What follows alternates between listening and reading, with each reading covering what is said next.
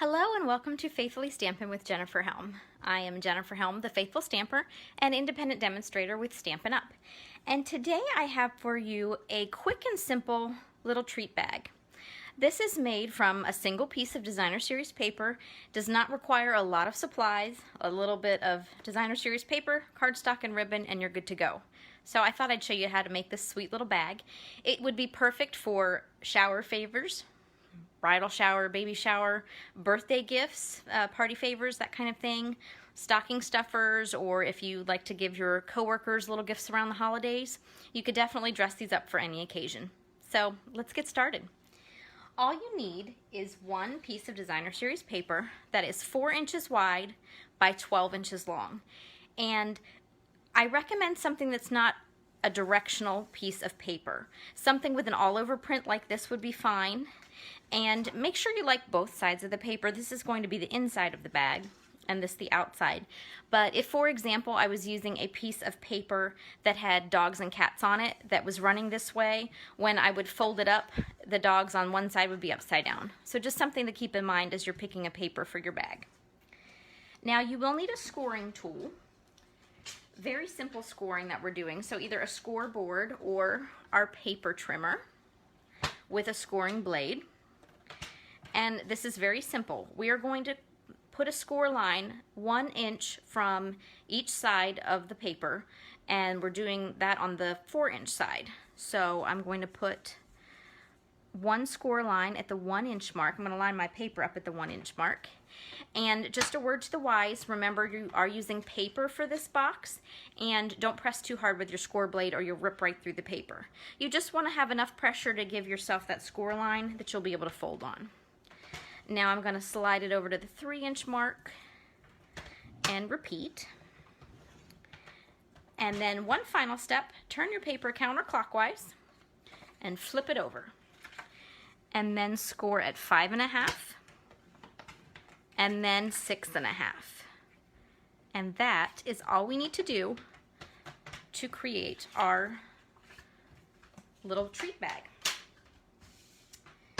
So grab a pair of scissors, and what you're going to do is cut along the lines that frame your little square here on either side.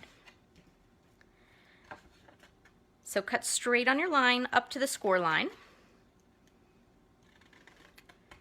And then you're going to want to bevel the edges. So just cut in, put your scissors on a diagonal, and cut out a little triangle of paper. It does not have to be exact. No need for a ruler or anything. Then flip your paper around and repeat on those little score lines. Creating this little tab just makes putting your little bag together a little bit easier. Assembly will go a little bit smoother with those beveled edges.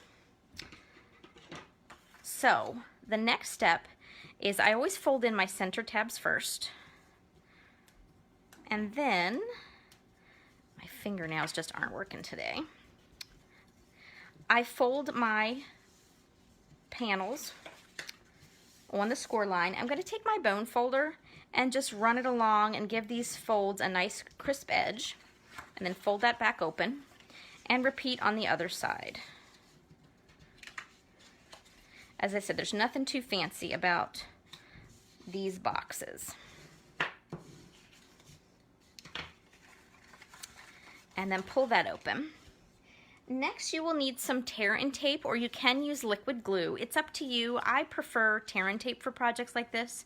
Some people prefer the liquid glue for flexibility when they're assembling things, but you do have to let it sit a little bit longer, so just something to think about.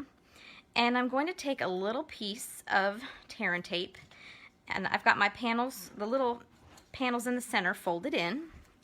I'm just going to put a tiny piece kind of on a diagonal, just enough to tack down this panel and create the shape of my box.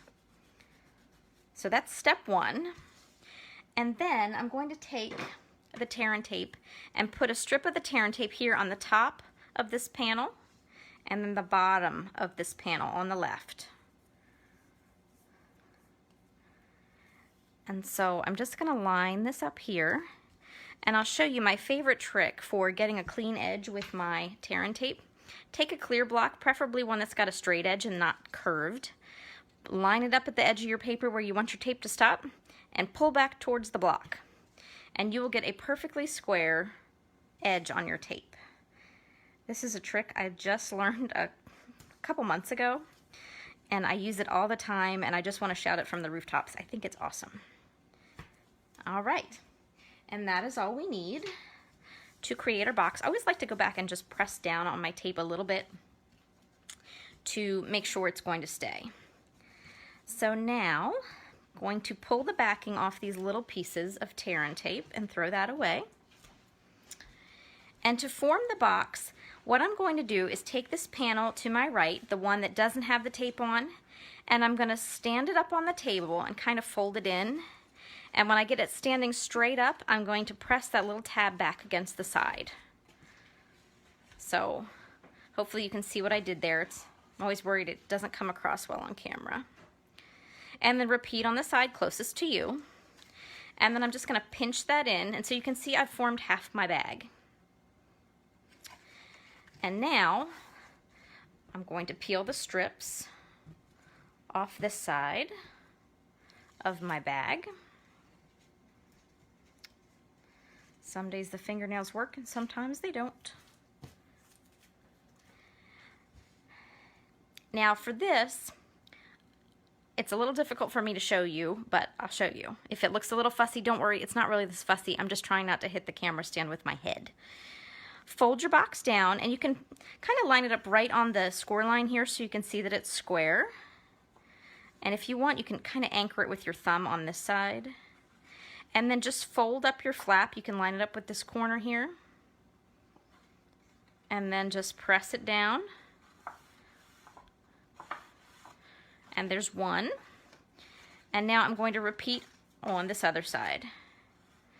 And I promise you, this isn't as fussy as it looks. It's just me trying to get the camera angle right. There we go. And then what I like to do, so you can see I've got my little, it looks like a box, but it's actually a bag. I like to take my bone folder and put the box on the side and just kind of press with the bone folder. It helps the tape stick. And that way I know my box isn't going to fall apart. So now to create the bag, I'm just going to push in on the sides and pinch. So hopefully you could see what I was doing there. And then it just tapers in at the top. Now I had thought earlier that I'd be able to use a mini clothespin for sealing these. It actually doesn't work because the paper wants to pop back open. If you had a binder clip, a small little binder clip that was pretty or that you could dress up, you could definitely use that on one of these. I didn't have one around, so I'm going to show you what I do to close these bags. I have a single hole punch. It's what I consider the standard size. And what I'm going to do is punch a hole in the top of the bag just inside where my little, see my little V's here? Just inside that. So you can see it's a limited area to work with in between my fingers there. But I'm going to take my hole punch and slide it right over the top, just inside where those V's are. And I punch and I try to slide right over. And here, I'm going to flip this around this way. I made one of these earlier and I did not do a good job of lining up the holes, but if you don't do a good job of lining up the holes, don't panic. You're going to hide it with a bow. Oh, that one I did pretty well. So you can see I've punched through both sides. So now what I'm going to do is take a break from the bag assembly and show you how to make a quick tag. I like to take layered shapes. I have a solid circle in Old Olive and a scalloped circle that's slightly smaller in Blushing Bride. And I pulled these papers, or these colors, right out of the cardstock, right out of the designer series paper that I'm using. So I'm just going to layer these together, but first I'm going to stamp and create a sweet little tag. Now, the stamps I am using are photopolymer to start with, so I'm going to bring over my Stampin' Pierce mat. This is just a thick piece of foam that when I'm using a clear stamp, a photopolymer stamp, it gives me a little cushion underneath. And I will show you. I'm going to use this small floral image from the Art Gallery stamp set and then accent it with this little bud here at the bottom. And then I'm going to use the Sentiment for You, which I'm pulling from the Beauty Abounds set here. Obviously, you could make a bigger tag, but I didn't want something that was going to overwhelm the bag. I wanted to keep it small. So I have Blushing Bride ink and that floral image I was telling you about. And one great thing about the clear stamps is you can see right through them. So I can tap gently on my ink pad, and I can see if I've got what I consider to be kind of equal ink coverage. And if I'm worried that it don't have enough ink, I just revisit. Just don't smush into your ink pad, just tap gently. And then I'm going to put this down towards the bottom. And I didn't want to go with anything too big and bright for this tag, nothing too wild. I wanted to be able to see the For You. So that was Blushing Bride, same color as my cardstock. And then I have Rococo Rose, and I'm just going to tap again my little bud. And since it's clear, I can line it right up. And this just gives it a little accent, a little differentiation in the color. And then last but not least, I have my For You and some Old Olive ink. And this is a red rubber stamp, so you can see it's already got that foam on it. So I don't really need the cushion, but since it's here, I'm going to use it. It's really not going to hurt if I use it. It's just something you definitely need for a photopolymer stamp. And I'm going to stamp this just above this image. I don't want it too close to the top because I'm going to punch a hole in this. So I don't want to punch a hole in my sentiment. There you go. So now all I need to do, let's move that out of the way, is layer these two shapes together using a little Stampin' Seal Plus to do that.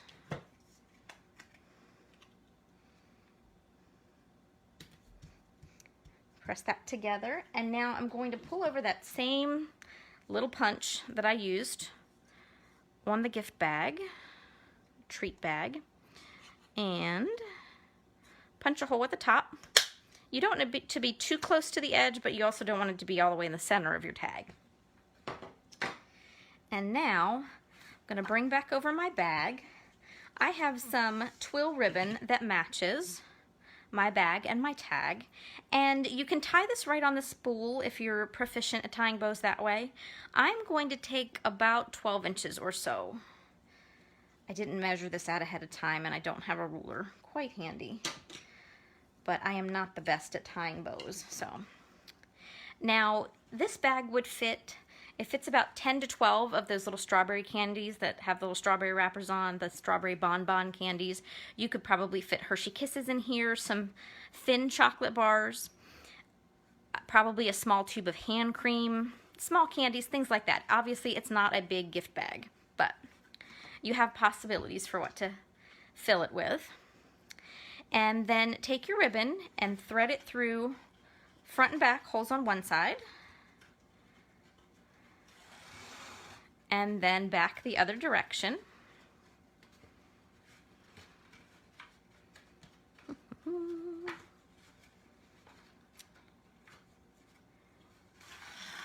And then pull your pieces of ribbon till they're even. It's a little bit easier if you have filler in the box already. Now, take your ends to your ribbon, left over right, right over left, whichever you prefer, doesn't matter. And pull gently, but when you pull, it's going to seal the bag at the top. You just don't want to pull too tightly because you don't want to rip through the holes there. Now, if you want, you can tie a double knot at this point and keep the bag closed. Up to you. Then I'm going to take my tag and thread it on the ribbon. And now I'm going to tie another loop, right over left, left over right. And you can see I've got my tag there. So all I need to do is tie my bow.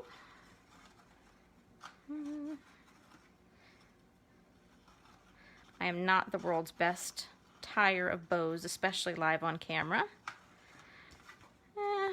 It's not perfect, but what I will do, once I fill this, I'm going to come back and trim the edges. Obviously, I don't need these long ribbon tails, but I will just trim them a little bit shorter for the bag once it's actually done. So you can kind of get the idea of how quick and easy this bag goes together, and that you could use it for any occasion. But I have a couple samples to show you of other bags, all the same shape and idea. Now this bag uses another piece of designer series paper from the Fine Art Floral set. This is my favorite paper, I think, that we have in the catalog. I chose not to put a tag on this one. I just used the paper and tied it with a bow. So if you need something quick but you don't know what sentiment to put on it, just tie a bow on it and head out the door with it. It's perfect. If you need treats or something for coworkers, these go together very quickly. Now, this is a perfect idea for a bridal shower or wedding shower, even wedding favors. This uses our True Love Designer Series paper, which was all black and white. And for this, instead of layering a tag with cardstock shapes, I used one of our sets of stamps that's retiring. I'll show it to you in just a minute. I stamped with Memento ink, colored with my blends, and then I just tied a little bit of baker's twine through the tiny hole in the tag, since my big ribbon wasn't going to fit through there. And then I looped that around my ribbon before I tied my bow. And so, to show you really quick, these wonderful tag sets are retiring here at the end of April, the very beginning of May. Tags, tags, tags, and then celebration of tags, so it covers all your occasions. It has Christmas, Valentine's Day, Halloween, and then there is a matching die set that's called Trio of Tags, and you cut out 3 tags at a time. So it's one set of stamps, 3 in a set, and then you just cut them all out at once. And what's really great about them, besides the fact that it covers all occasions, is you are left with other pieces. So depending on what you want to use for your project, these, for example, are the Christmas tags, and I'll show you that bag in just a minute. But now I have 2 extra pieces that I could use on cards. This is another tag that I stamped when I made this tag.